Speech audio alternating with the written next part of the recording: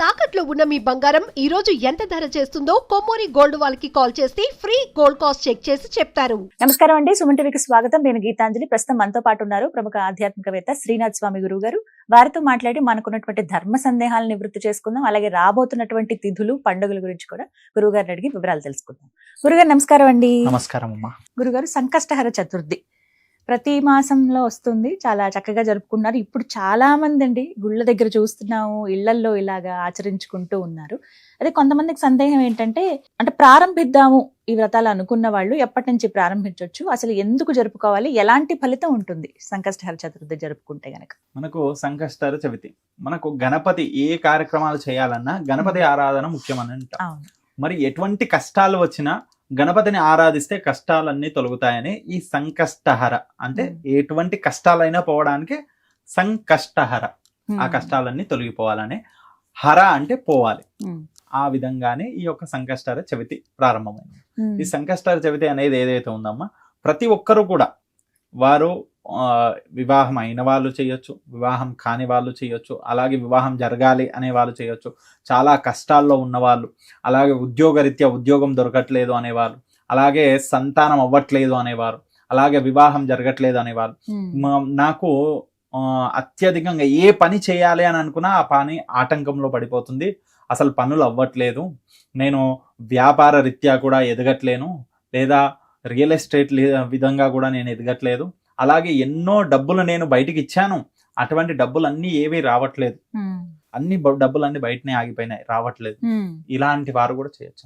ఇవన్నిటికీ కూడా ఈ సంకష్టహర చవితి మనకు ఉపయోగపడుతుంది. ప్రతి ఒక్కరూ కూడా ఈ సంకష్టహర చవితి ఒక ఫలితం రావాలనే ఉద్దేశంతోనే కాకుండా వారికి మంచిగా ఏది ఉన్నాయన్నీ కూడా సక్రమంగా ఉండాలన్నా, లేనివి రావాలన్నా, మనము కోరిక నెరవేరాలనే కాకుండా ప్రతి ఒక్కటి మనకు అనుకూలంగా శుభంగా చేకూరాలంటే ఈ యొక్క సంకష్టహర చవితి ఆరాధన చేయాలండి. అయితే ఈ సంకష్టహర చవితి మనకు ప్రత్యేకంగా 3 సార్లు మనం ప్రారంభించుకోవచ్చు. అందరూ తొలి ఏకాదశి, వర్షము అంటే సంవత్సరము, ఆ వర్షాకాలం నుంచి మనకు ఆషాఢ మాసం మొదలవుతుంది. ఈ ఆషాఢ మాసంలో వచ్చేటటువంటిదే తొలి ఏకాదశి, శయన ఏకాదశి అంటాం. ఈ ఏకాదశి రోజు తర్వాత వచ్చేటటువంటిదే మనకు సంకష్టహర చవితి. ఏదైతే ఏకాదశి ఏమో శుక్లపక్షంలో వస్తుంది, బహుళపక్షంలో కృష్ణపక్షంలో వచ్చేటటువంటి చవితిని మనం సంకష్టహర చవితి అంటాం. ఈ చవితి మనకు ఎలా తీసుకోవాలంటే, చాలా మంది ఈ చవితిని ఎలా పాటించాలి అంటే, సూర్యోదయానికి ఉన్నది పాటించాలా, సూర్యాస్తమయానికి ఉన్నది పాటించాలా అనే సందిగ్ధత చాలా మందికి ఉంటుందమ్మా. ప్రతిసారి పక్కన ఉన్న దేవాలయంలో పురోహితుడిని అడుగుతూ ఉంటారు, టీవీలో చెప్పింది వింటారు, ఏదో ఒక దేవాలయాన్ని ఆధారంగా తీసుకుంటారు. అలా కాకుండా ప్రతి ఒక్కరూ తెలుసుకోవాల్సినటువంటి ముఖ్యమైన విషయం ఇది. ఏంటంటే, సంకష్టహర చవితి అనేది మనకు సూర్యోదయానికి ఉండాల్సినటువంటి అవసరం లేదు. చవితి తిథి సూర్యోదయానికి ఉన్నా లేకున్నా మనము ఈ యొక్క చవితిని ఆరాధించవచ్చమ్మా. ఎలా అంటే, మనకు చవితి చంద్రుడి దర్శనం కావాలి. మనకు సాయంకాలం సమయం ఉంది కదమ్మా, మనకు ఒక 6 గంటల ప్రాంతంలో చంద్రుడు ఉదయించేటటువంటి సమయాలలో మనకు ఈ యొక్క చవితి ఉంటే చాలా. ఇంకా అలాంటి టైంలో కూడా లేదు, మరి సూర్యోదయానికి కూడా లేదు, మధ్యలో వస్తుంది అనేటటువంటి వాళ్ళ ఆలోచన ఉంటే మనకు తదియతో కూడినటువంటి చవితి తీసుకోవాలమ్మా. ఏదైతే తదియ తిథి ఉందమ్మా, తదియ అంటే 3వది, చవితి అంటే 4వది. తదియతో కూడినటువంటి చవితిని తీసుకోవాలమ్మా. తదియతో కూడినటువంటి చవితిని తీసుకోవాలి. చంద్రుడు దర్శనం అయ్యే విధంగా చూసుకోవాలి. సాయంకాల సమయంలో అయితే సరిపోతుంది. ఈ విధంగా ఉండేటటువంటి తిథిని చవితి, సంకష్టహర చవితి అని అంటాం, సంకష్టహర చతుర్థి అని కూడా అంటాం. కాబట్టి ఈ విధంగా ముఖ్యంగా చూసుకోవాలమ్మా. దాన్ని ఇక మనం ఎవరిని అడగాల్సిన అవసరం లేదు. మనం తిథి ఏ సమయంలో వస్తుంది, ఏ సమయం వరకు ఉంటుంది, ఆ రోజు మనకు చంద్రుడి దర్శనం అవుతుందా లేదా అది చూసుకోవాలి, సరిపోతుంది. లేదు మనకు పంచమి వచ్చేస్తుంది, మనకు ఏమంటారు పంచమి వచ్చేస్తుంది, సాయంకాలం సమయంలో ఉండట్లేదు, చవితి రాత్రికి వరకు ఉండట్లేదు అనేది అంటే మనకు చంద్రుడి దర్శనం అవుతుందా లేదా చూసుకోవాలి అంతే. లేదు ఇలా కుదరట్లేదు అంటే తదియతో కూడిన చవితి వస్తుందా లేదా చూసుకోవాలి. అలా చూసుకొని చేసుకుంటే సరిపోతున్నాం. కానీ సూర్యోదయానికే ఉండాలి అనేటువంటిది లేదు. మనకు భాద్రపద మాసంలో చంద్రుణ్ణి శుక్లపక్షంలో చంద్రుడిని చూడకూడదు అని అంటారు. అవునండి. కానీ ఇక్కడ చంద్రుడి దర్శనమే ముఖ్యమమ్మ, చంద్రుడి అనుగ్రహమే ముఖ్యం. గణపతి ఆరాధన చేసి ఆ రోజు మనం స్వామివారికి ముడుపు కట్టి ఆ స్వామివారి ఆరాధన, అభిషేకము, హోమము లేదా కలశారాధన ఏది చేసుకున్నా కానీ సరే, వారు భక్తితో ఉపవాసం ఉన్నా కానీ సరే, వారు ఖచ్చితంగా ఆ చంద్రుడి దర్శనం చేసుకున్న తర్వాతనే వారు భోజనం చేయాలి. అది చేస్తే చాలు. ఇది సంకష్ట చవితిలో ముఖ్యమైన భాగం. అలాగే నియమాలు మాట్లాడంటే ఉదయం లేచిన దగ్గర నుంచి అసలు ఎలా జరుపుకోవాలో కూడా వివరించండి. మనకు సూర్యోదయ ఆ రోజు సాయంకాలం సంకష్ట చవితి ప్రారంభం అవుతున్నా కానీ సరే, సూర్యోదయం నుంచి వారు నియమ నిష్టలు పాటించాలి. సూర్యోదయ పూర్వమే నిద్ర లేచి నిత్య కృత్యాలన్నీ నెరవేర్చుకొని, అలాగే ఆ యొక్క గణపతి ఆరాధన ప్రాతకాలంలో స్వామివారి వద్దకు వెళ్ళి, స్వామి ఈ రోజు సంకష్ట చవితి, నీ యొక్క అనుగ్రహం మేము పొందడానికి మేము ఈ యొక్క సంకష్ట చవితి యొక్క వ్రతాన్ని కానీ లేకపోతే ఆ నియమాన్ని కానీ ఆ ఉపవాసాన్ని కానీ మేము చేస్తామని సంకల్పము చేసుకోవాలి. అలా చేసుకొని ఆ సంకల్పంలో ఒక ముడుపు కట్టాలి. ఒక పసుపు బట్ట వస్త్రము తీసుకొని దాంట్లో బియ్యము పోసి, ఆ బియ్యముతో పాటు బెల్లాన్ని పెట్టి, వాటితో పాటు కొంతమంది కొబ్బరికాయను కూడా పెడతారు, కొంతమంది దక్షిణ పెడతారు. ఇవన్నీ అందులో మూట కట్టేసి అక్కడ గణపతి దగ్గర పెట్టేసేయాలి. పెట్టేసి ప్రాతకాలం నుండి సాయంకాలం వరకు ఉపవాసం ఉండాలి. ఏమి ఆహారము స్వీకరించకుండా ఉండాలి. సాయంకాలము సమయంలో ఆ గణపతి యొక్క ఆరాధన. ఈ మధ్య ఈ సంకష్ట చతుర్దశి అనేది ప్రతి ఒక్క దేవాలయంలో జరుగుతుంది. గణపతి ఉన్న విగ్రహాలు ప్రతి చోట, గణపతి దేవాలయం ఉన్నదంటే ప్రతి చోట జరుగుతున్నాయి.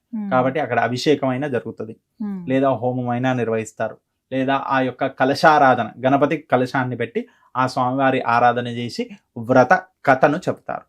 అలా అయినా అంటే మరి ప్రతిసారి సంకష్ట చతుర్థి వ్రతాన్ని కథను మేము వినాలా అంటే లేదమ్మా. ఈ మూడిట్లో ఏది చేసుకున్నా సరే అదే ఫలితం. మనకు ఆయన ఆరాధన చేయాలి.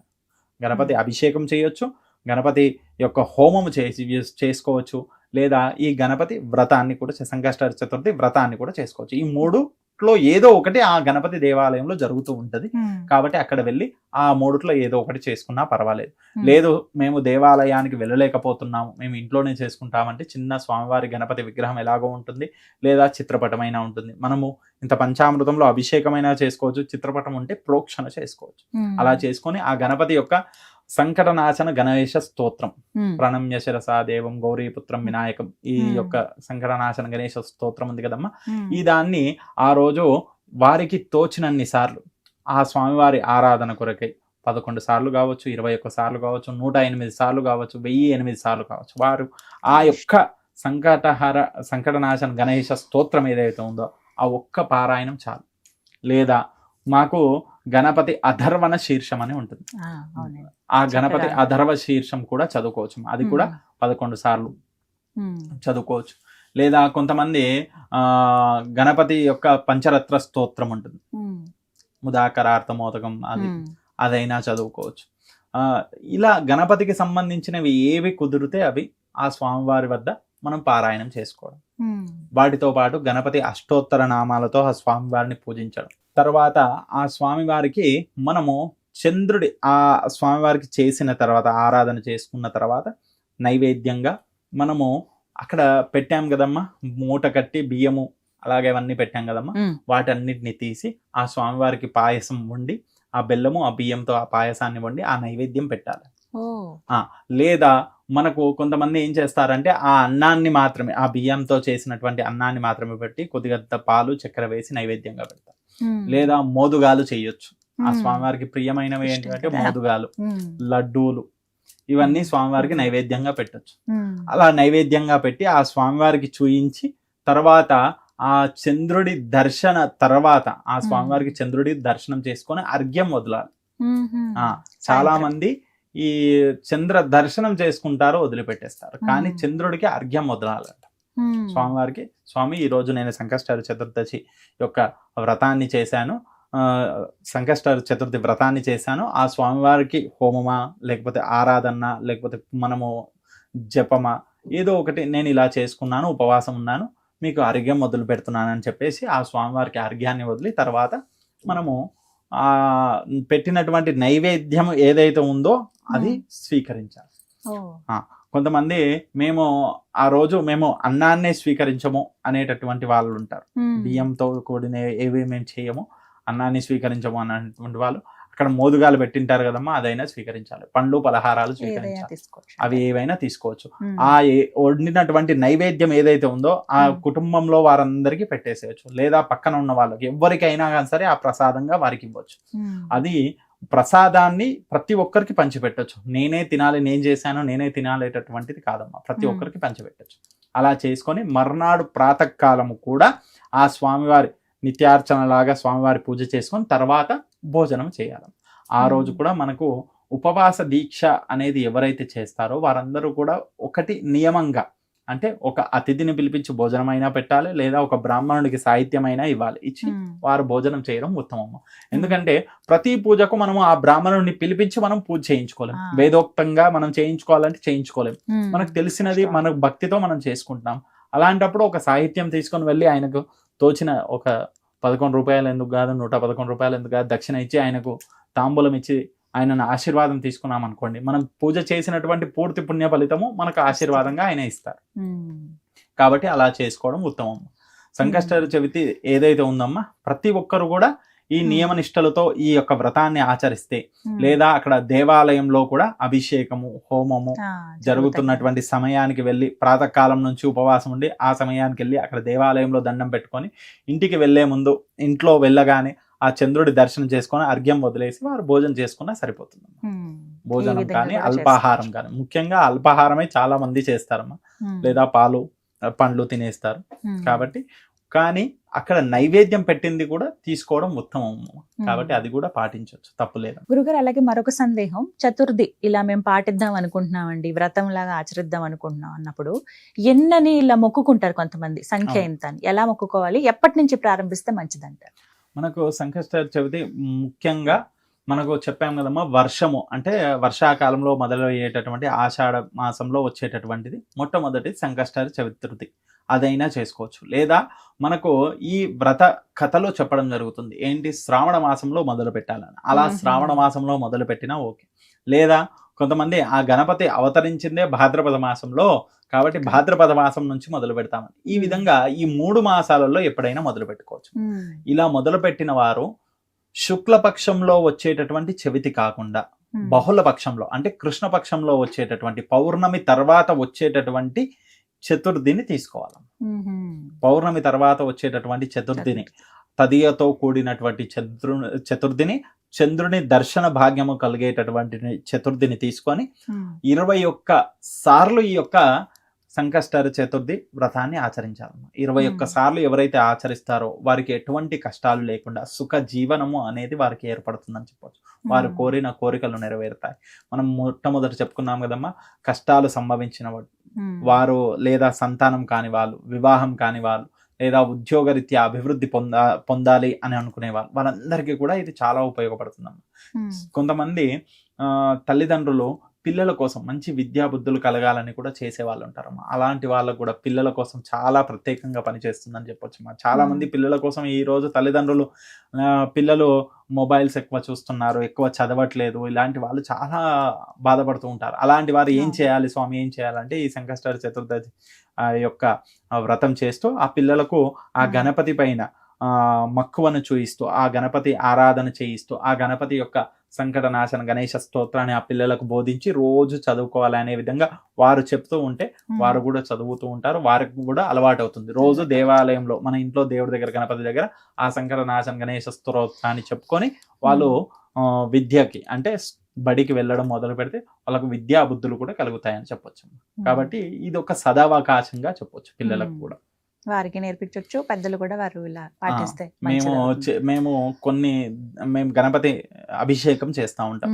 మేము అక్కడ ఏం చేస్తామంటే అక్కడ ఉన్న వాళ్ళకందరికీ కూడా సంకటనాశన గణేశ స్తోత్రం యొక్క పేపర్ ప్రింటింగ్స్ ఇచ్చేస్తాం. ఒక 11 ప్రింటింగ్స్ చేపించి అక్కడ పెట్టేస్తే వాళ్ళు తీసుకొని చదివి ఇప్పుడు వాళ్ళకు నోటెడ్ అయిపోయా, వాళ్ళు ఇంకా నలుగురికి చెప్తా ఉన్నారు. వాళ్ళు కొత్త వాళ్ళు వచ్చారనుకోండి, వాళ్ళకి ప్రింట్ ఇస్తారు, వాళ్ళు నార్మల్ గా చదువుతారు. ఈ విధంగా అక్కడ ఒక 20 నుంచి 30 మంది మేము అభిషేకం చేసిన ప్రతి బుధవారం కూడా అభిషేకం ఉంటుంది. ఆ సమయంలో వాళ్ళు వచ్చి వారందరూ చదువుతారు. మేము ఏం చేస్తాము, అభిషేకం అవ్వేంత వరకు మంత్రం మేము చెప్తాం. అభిషేకం అయిపోయిన తర్వాత వారిని ప్రారంభించమంటాం, 3 సార్లు చదవమంటాం. ఆ లోపు మేము అలంకరణ చేసేస్తాము, వస్త్రం కట్టించేసి స్వామివారికి ఇంత తిలకధారణ చేసే గానీ అప్పటి వరకు వాళ్ళు అది చదివేస్తారు ఖాళీగా ఉండకుండా. అది చదివినట్టు అవుతుంది, ఆ స్వామివారి నామస్మరణ అవుతుంది. తర్వాత మంచిగా నైవేద్యం పెట్టేసి హారతి ఇచ్చేస్తాం, అయిపోతుంది. అంటే భక్తులకు స్వామివారి యొక్క స్తోత్రాలమ్మ, మంత్రాలంటే మనం బోధించలేము, వాళ్ళు చదవలేరు. స్తోత్రాలు ప్రతి ఒక్కరు ఈ రోజులో ప్రతి ఒక్కరు చదవగలుగుతున్నారు చూసి. కాబట్టి అవి చూసి వాళ్ళు చదివితే వాళ్ళ పిల్లలకు కూడా నేర్పించవచ్చు. మనవళ్ళు మనవరాలు వాళ్ళందరికి కూడా ఇది ఒక ఈజీగా నేర్పించేటటువంటి ఛాన్స్ అమ్మా. కాబట్టి ముఖ్యం కూడా వాళ్ళకందరికీ ధర్మాన్ని బోధించిన వారం కూడా అవుతాం. సంకష్టాల చతుర్థి అనేది వాళ్ళకి మొట్టమొదటి ధర్మం కూడా అవుతుందమ్మా, గణపతి ఆరాధన చేసుకోవడం. ఇలా ఈ విధంగా చాలా మంచి అలవాటు, అందరూ కూడా నేర్చుకోవాలమ్మా. మొత్తంగా మాకున్నటువంటి సందేహాలు కూడా నివృత్తి చేశారు గురువు గారు సంకష్టహర చతుర్థికి సంబంధించి. ధన్యవాదాలండి. నమస్కారం. నమస్కారం.